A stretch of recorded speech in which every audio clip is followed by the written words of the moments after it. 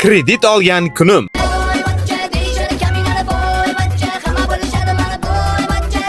Bir yildan keyin To'lov kuni to'yib yig'ladim. Foizlarni ko'rib yig'ladim.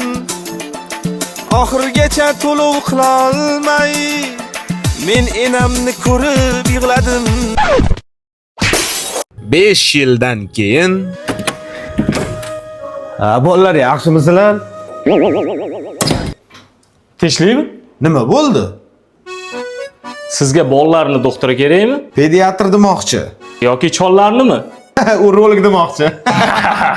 Ko'rdim, eshikka yozib qo'yibsizlar. UZI 3D 4D screening homiladorlar ko'ramiz, lor pediatr terapevt. Gara emasman u. Yo, rostdan nimaga keldingiz? Sizlarda kreditolog bormi?